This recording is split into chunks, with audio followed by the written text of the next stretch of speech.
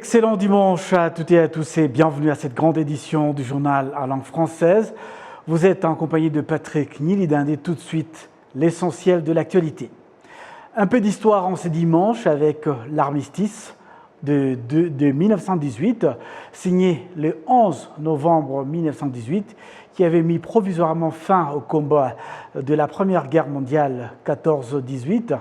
Prévu pour durer 36 jours, il est ensuite renouvelé. L'armistice reconnaît de facto la victoire des Alliés et la défaite de l'Allemagne nazie.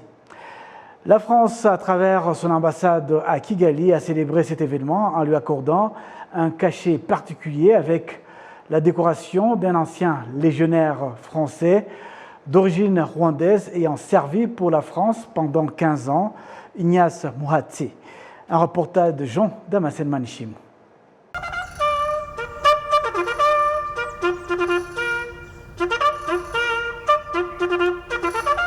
Cérémonie de commémoration de l'armistice du 11 novembre 1918, avec une pensée particulière au sergent-chef Ignace Muhatsi, qui a servi pendant 15 ans au sein de la Légion étrangère de l'armée française. Pour l'ambassadeur Antoine Anfray, cet ancien légionnaire est un lien de plus de renforcement des relations entre le Rwanda et la France. Le 11 novembre n'est pas seulement une date, c'est devenu le rassemblement de tous les Français.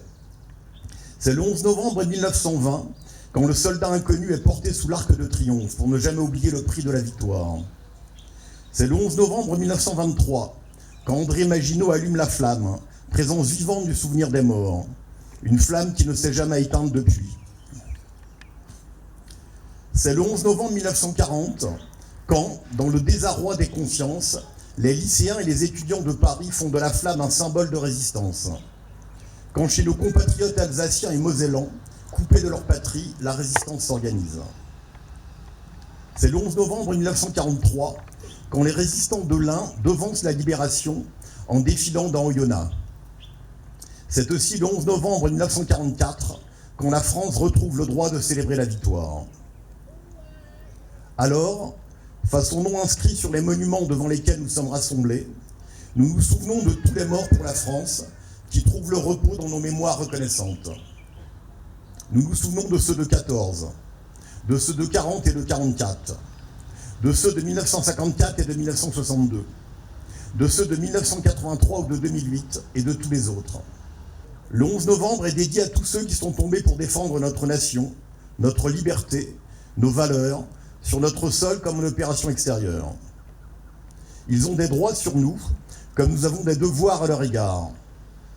Alors portons lucidement leur héritage, car c'est en honorant leur sacrifice que se construit l'avenir de notre nation, sans jamais douter de notre capacité à nous relever des plus grands périls. Et portons fièrement le bleuet de France, cette fleur dont l'éclosion ramenait la vie sur la terre déchirée des champs de bataille, qui désormais honore les morts et soutient ceux qui restent. Aujourd'hui, la flamme brille sous l'arc de triomphe depuis 100 ans, durant lesquels les Français n'ont jamais cessé de clamer « Vive la République, vive la France ». Le sergent-chef Ignace Muhatsi se félicite de cette reconnaissance, car la commémoration s'impose à tout un chacun. C'est très bien que pas très loin d'ici, à l'est de la RDC, il y a beaucoup de difficultés. Mais en même temps, cette construction européenne, je pense qu'elle peut être facteur d'espoir pour le Rwanda, pour ses voisins et finalement pour l'Afrique centrale et orientale. Puisque ça montre qu'il n'y a pas d'ennemi atavique, rien n'est jamais définitivement gravé dans le marbre, et que l'amitié entre les peuples peut finir par l'emporter, même quand ces peuples se sont douloureusement affrontés au cours des siècles. Ça a été le cas de la France, si on remonte à la guerre de 100 ans, d'abord avec l'Angleterre, et puis plus tard, donc à partir du 19e siècle, avec l'Allemagne. Et puis maintenant, finalement, l'Allemagne, c'est un des plus grands alliés de la France. Le 11 novembre, le jour de l'anniversaire de l'armistice de 1918 et de commémoration de la victoire et de la paix, est également le jour consacré à l'hommage à tous ceux qui se sont sacrifiés et ceux qui sont morts pour la France. S'exprimant pour l'occasion, l'ambassadeur de France au Rwanda, Antoine Anfray, a précisé que le 11 novembre n'est pas seulement une simple date, parce qu'elle est riche de sens. C'est très important pour nous d'avoir Ignace Muhatsi ici, Parce qu'en fait, c'est lui qui fait le lien, quelque part, je trouve, entre le Rwanda et cet événement-là que l'on fait. Puisqu'il a effectivement, il a servi la France dans la Légion étrangère. Je crois qu'avant ça, il a été instituteur et réfugié, comme tout le monde connaît l'histoire tragique du Rwanda et la politique de discrimination dont les Tutsis ont été victimes dans ce pays de 59 jusqu'à 94. Et donc avant d'aller en France et de servir dans la Légion, Ignace a été instituteur dans des camps de réfugiés en Ouganda, me semble-t-il. Et à cette occasion, il a pu former des jeunes gens qui ensuite sont venus libérer leur pays. Partant des difficultés consécutives à la Première Guerre mondiale, l'ambassadeur français a montré que les pays africains et de la région en particulier doivent tirer une leçon de ce qu'ont vécu les pays européens. Un militaire pense toujours aux anciens, que ce soit anciens Rwandais qui sont morts pour leur patrie, que ce soit les Français, même dans le monde entier. Un militaire se souvient toujours et pense toujours à ceux qui sont tombés au champ de l'heure pour sa patrie. La Première Guerre mondiale a fait en France seulement 1 400 000 morts, avec plus de 4 millions de blessés. Dans le monde, près de 10 millions de militaires ont été tués, avec presque autant de victimes civiles, sans compter les mutilés et blessés.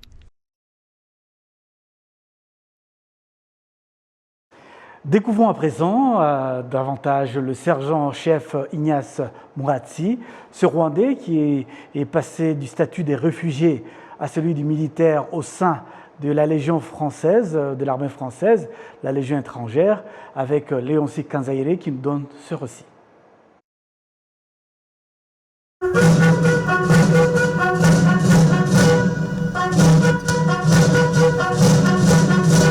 Ignace Muratsi figure parmi de nombreux Rwandais qui ont été chassés au Rwanda à cause de la mauvaise politique ségrégationniste qui régnait au Rwanda. Muratsi a été obligé de fuir vers l'Ouganda, après quoi, comme par miracle, il a rejoint l'armée française. Cet ancien légionnaire français se souvient de moments durs qu'il a traversés et qui restent toujours gravés dans sa mémoire. Ma carrière au sein de l'armée française a commencé à 1981.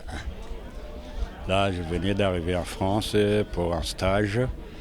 Et quand j'ai terminé le stage, je l'ai dit, c'était au temps de Obote II, alors qui chassait les Rwandais de l'Ouganda. Comme j'avais le statut de réfugié, donc je ne pouvais pas retourner en Ouganda, sinon moi aussi j'allais être refoulé au Rwanda. C'est là où je me suis engagé dans l'armée française, dans la Légion étrangère, qui accepte les étrangers, quoi. Et de là, de 81 jusqu'à 96, c'est là où j'ai pris ma retraite à 15 ans de service. Celui qui m'a marqué spécialement, c'est la Somalie. Dans la Somalie, on était dans des conditions pas faciles, comme dans un pays en état de guerre. Mais on ne savait pas avec qui on s'attendait à se battre, mais on était toujours, si la brèche est toujours prête, mais sans savoir qui.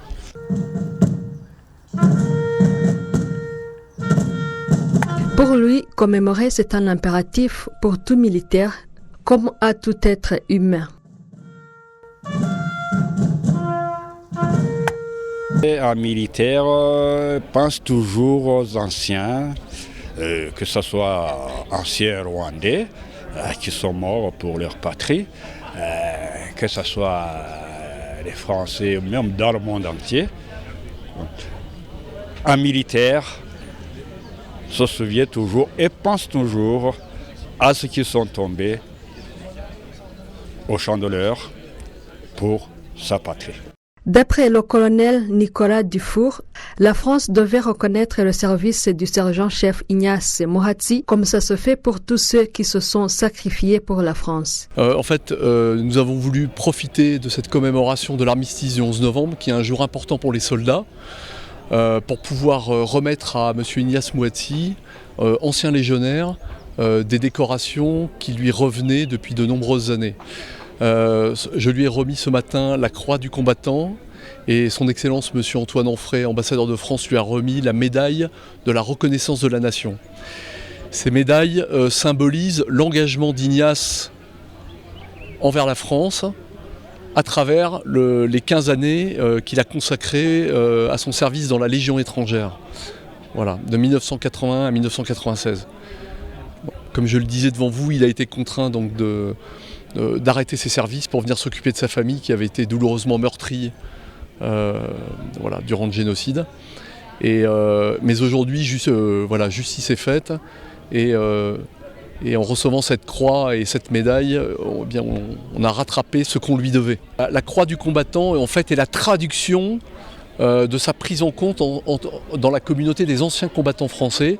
Et à ce titre, effectivement, il recevra une gratification annuelle qui lui sera versée chaque semestre et qui l'aidera effectivement et qui n'est pas un don, qui est une juste rétribution des années qu'il a consacrées à la France.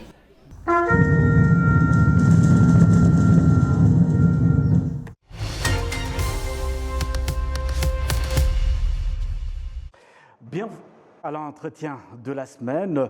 Cette semaine, il s'agit donc de traiter de plusieurs dossiers. Nous allons nous intéresser au dossier de la RDC, la République démocratique du Congo, et l'état sécuritaire dans cette partie.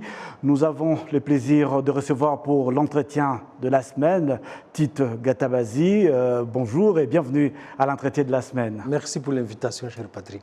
Voilà, donc vous êtes juriste de formation, vous êtes également journaliste, vous vous intéressez particulièrement dans la région des Grands Lacs, plus particulièrement également la République démocratique du Congo. Et puis depuis le 12 novembre 2022, il y a eu des affrontements entre l'armée congolaise et les rebelles de M23 qui se sont intensifiés autour de Goma, au nord Kivu. À quoi est due cette reprise de combat ?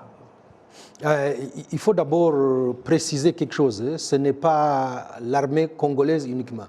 Il y a une coalition des FARDC, des FDLR, de ce que maintenant on appelle les Wazalendo, tout ce qui était Maï et ses dérivés, et des mercenaires. Et donc c'est cette coalition-là qui, depuis 3-4 mois, les autorités congolaises communiquaient sur une reprise imminente. On nous parlait de la montée en puissance des FARDC parce qu'on a été faire des achats des armes. Et donc, ça n'a pas surpris qu'il y ait une reprise des affrontements parce que c'était voulu par l'autorité politique qui a mis les ressources à disposition et qui a envoyé comme ça la coalition attaquer les positions du M23. Et on peut se poser la question, on parle de plusieurs traités au niveau régional, notamment la communauté de l'Afrique de l'Est. Il y a également il y a les accords de Luanda. Oui. Et comment Kinshasa peut justifier justement cette reprise des hostilités ? Mais Kinshasa s'est assis sur la feuille de route de Luanda. Kinshasa a enterré le processus de Nairobi. Le discours du président Tshisekedi aux Nations Unies, le tout dernier à l'Assemblée générale, a enterré le processus de paix en République démocratique du Congo. Le discours officiel, les communiqués des FARDC et tous les ministres qui interviennent, le ministre des Affaires étrangères qui a donné un ultimatum, on voyait bien qu'il y avait une volonté d'en découdre avec le M23 et de continuer la guerre, mais pour des mobiles plutôt politiques et des enjeux internes à la politique intérieure du Congo. Il ne se passe pas un jour sans que le gouvernement congolais accuse le Rwanda d'être responsable de tous les maux de ce pays. La dernière en date, c'est la réunion ministérielle de la francophonie qui s'est tenue à Yaoundé, au Cameroun, où le ministre rwandais des Affaires étrangères a été obligé même de répondre aux autorités congolaises. Bon, il y a une rhétorique comme ça qui va avec le déni de réalité. À Kinshasa, on ne veut pas reconnaître les revendications légitimes du M23 après les avoir invités pendant 14 mois. Il y a cette fuite de responsabilité qui est devenue récurrente chez les autorités congolaises, qui recherchent comme ça des boucs émissaires destinés à masquer tout ce qu'ils ont échoué. Et donc, quand vous avez la corruption, quand vous avez des détournements, quand on n'a rien fait pour sa population qui vit dans une misère, et que vous avez une classe politique opulente, il faut trouver un discours pour se dégager un tant soit peu de sa responsabilité et projeter ça sur quelqu'un d'autre. Je crois que c'est ce qui fait avec beaucoup de maladresse le pouvoir à Kinshasa. Restons donc à Kinshasa, qui accuse Kigali de soutenir le M23, ce mouvement rebelle congolais. Principal obstacle, selon la RDC, à la paix à l'est de ce pays. Pensez-vous que la disparition de ce groupe serait la solution à un retour à la paix dans ce pays? J'aurais bien voulu qu'on vaincre le M23 et rétablir la paix et la stabilité. Vous avez plus de 250 groupes armés à l'est du Congo. Qui crée ces groupes, qui les entretient et pourquoi? Vous avez le Lubumbashi où les forces grises de l'UDPS sèment la terreur. Vous avez l'Ituri qui est à feu et à sang, et le Minembwe. Vous avez le Kwamut où il y a des milices. Vous avez la capitale Kinshasa. Et la seule fixation sur le M23, parfois on se demande, faut-il en rire ou en pleurer? Ils n'ont que le M23 à la bouche et pourtant, le pays est gangréné par l'insécurité. Justement, restons à Kinshasa. Il y a lieu de s'interroger également sur d'autres soucis sécuritaires, comme vous l'avez mentionné. Il y a la capitale qui compte un peu plus de 13 millions d'habitants, Kinshasa, qui fait face en ce moment même à l'insécurité caractérisée par des kidnappings. Et puis il y a les phénomènes Kuluna, c'est cette délinquance juvénile. Et puis il ne passe plus un jour sans qu'un cas d'enlèvement soit signalé dans cette mégalopole congolaise. Comment peut-on interpréter cette insécurité? Il y a d'abord la démission de l'État. La sécurité des personnes et des biens est une mission régalienne de l'État. Il faut avoir une police, il faut avoir l'armée, il faut avoir une administration qui fonctionne normalement. Kinshasa, Lubumbashi, on peut citer Bukavu, Kisangani, Kananga, Kalemi. Il n'y a pas un jour qui passe sans que les Congolais ne soient confrontés au problème de l'insécurité, en plus de tout ce qu'il y a derrière.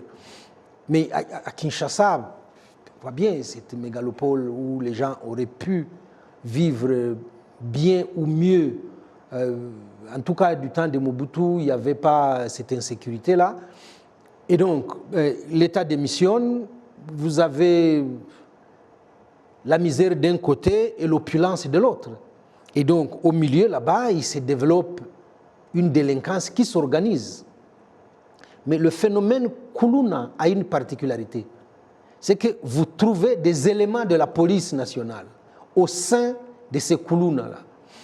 Et donc, c'est eux qui organisent des enlèvements, c'est eux qui font du chantage. Quand on a enlevé quelqu'un, on appelle sa famille pour payer une rançon. Et vous avez du mal à enlever cette gangrène parce que les policiers, le lendemain matin, quand ils sont en réunion autour du commandant des secteurs, ils savent les mesures qui sont prises.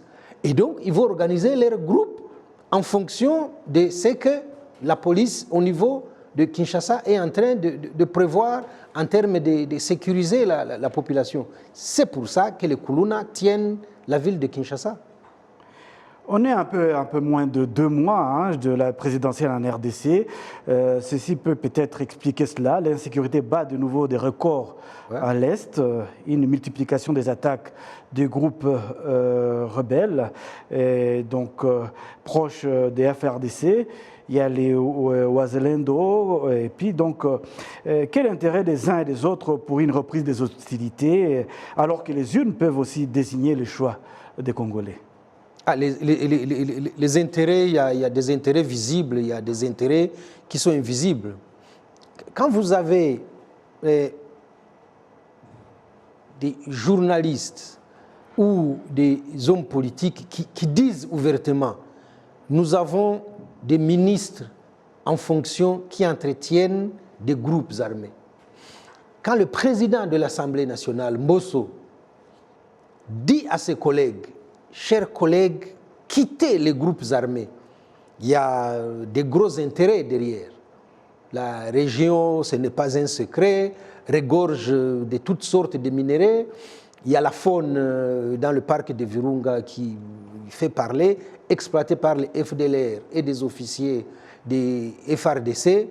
Donc vous avez des politiciens qui exploitent des carrés miniers et qui les sécurisent par des groupes armés. Et on en a comme ça une multitude. Aujourd'hui, on en est à 250. Ça n'est pas très étonnant. Parce qu'il faut signaler que ces groupes armés n'ont pas de revendications politiques. On n'a pas entendu une seule fois Maïmaï dire il y a ça comme mobile politique qui nous a poussés à prendre les armes. Et c'est pour ça que vous assistez à des alliances et des mésalliances en fonction du chef qui donne plus ou qui donne moins. Et le seul groupe qui a une revendication politique et légitime, c'est le M23. Voilà, donc il y a donc l'élection présidentielle. Le président sortant, Félix Tshisekedi, met donc sa chaise, son fauteuil en jeu. Quels sont, il y a plusieurs candidats. 24. 24. Ouais. Parmi ces candidats, d'après vous, les candidats les plus sérieux face au président sortant? Ah ben, ils n'ont qu'à faire leur choix tout seuls. Je crois qu'il y a ce qu'on appelle des grosses pointures. On les a vus se réunir à Lubumbashi. Matata Mponyo est quand même un ancien Premier ministre. Katumbi est ancien gouverneur du Katanga, quand il n'était pas encore subdivisé, très connu dans le pays. Martin Fayoulou, candidat malheureux à qui on a piqué sa victoire de 2018. C'est Senga, qui se débrouille très bien, qui présente plutôt bien. Eh bien, Dr Mukwege, qui va tronquer la blouse pour le costume de politicien. Tshisekedi, qui est candidat sortant, donc président en exercice, candidat à sa propre succession. On peut trouver comme ça 5, 6 personnalités qui peuvent mériter de s'asseoir dans ce fauteuil. Oui. On peut que souhaiter bonne chance à tous les Congolais pour faire le bon choix. Oui. Vous êtes donc un spécialiste de la région des Grands Lacs, du Congo en particulier. Vous avez vécu une partie de votre vie dans ce pays. Il y a en ce moment une diffusion de messages de haine envers les populations d'expression rwandophone au Congo. Est-ce que vraiment il y a un problème entre le peuple congolais et le peuple rwandais? Il y a une instrumentalisation des identités par une classe politique en mal de projets de société. Il y a comme ça des raccourcis pour manipuler des clichés. Et donc, la fixation sur le Rwanda pour faire porter ce que vous appelez tous les maux du Congo au Rwanda fait que vous avez des victimes collatérales, des Congolais qui sont Banyarwanda en fait. Tout comme il y en a en Ouganda, tout comme il y en a en Tanzanie. Et il n'y a pas à proprement parler de problème entre les populations. Quand vous allez à Rubavu, vous voyez bien le mouvement des populations entre Goma et sa ville cousine. À Bukavu, la même chose. Vous savez, à défaut de pratiquer du sport, au moins je vais assister à des manifestations sportives. Je vois chaque fois qu'il y a une compétition régionale, africaine, internationale, à Kigali, il y a des délégations, des équipes congolaises qui sont à Kigali, qui sont bien accueillies, qui portent fièrement le drapeau du Congo, et on les applaudit d'ailleurs. Il y a une forte communauté congolaise au Rwanda qui n'a pas de problème de discrimination ou de stigmatisation. Non, il n'y a pas de problème entre les Congolais et les Rwandais. Il y a un problème de crise de leadership en République démocratique du Congo et qui, en perte de vitesse, joue comme ça sur des sentiments, ce n'est même pas du nationalisme, mais voilà, instrumentalise les identités.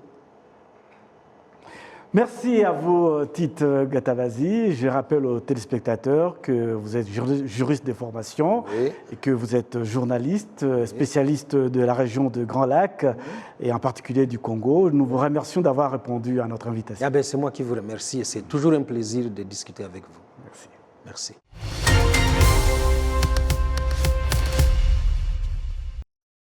Cette édition, merci à l'ensemble de l'équipe technique et excellent dimanche à toutes et à tous.